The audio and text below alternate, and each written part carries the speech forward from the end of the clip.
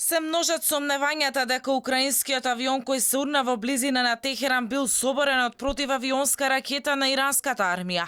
Канадскиот премиер Џастин Трудо ги обелодени сомнежите дека леталото во кое се превезувале десетици канаѓани било урнато со ракета земја-воздух, додека украинските власти ги испитуваат наводите дека на теренот биле пронајдени остатоци од руска ракета.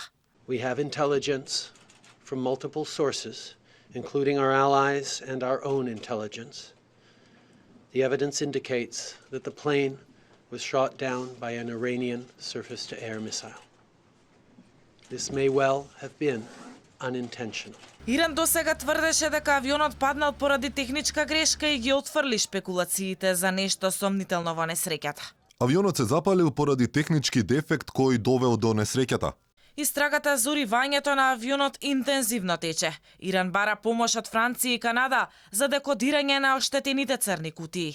Општо земено Иран има потенцијал и знаење да ги декодира црните кутии. Сите го знаат тоа. Меѓутоа, ако достапната опрема не е доволна за да се добие содржината, Техеран ќе им ги испрати кутиите на експерти од Франција и од Канада. Тогаш каков и да е резултатот, ќе биде објавен. Иран побара и Боинг да испрати представник за да се вклучи во истрагата во Техеран.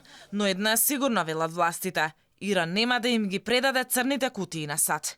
Инаку Нью Йорк Таймс објави видеоснимка на која наводно се гледа како иранска ракета го соборува украинскиот авион во близина на аеродромот во Техеран, при што загинаа сите 176 патници и членови на екипажот. Американскиот весник тврди дека видеоснимката е автентична. На снимката се гледа како авионот е погоден од ракета над Паранда, град во близина на аеродромот. Но леталото не експлодира веднаш, туку авионот по неколку минути го смени правецот и се упати кон аеродромот и тогаш експлодира.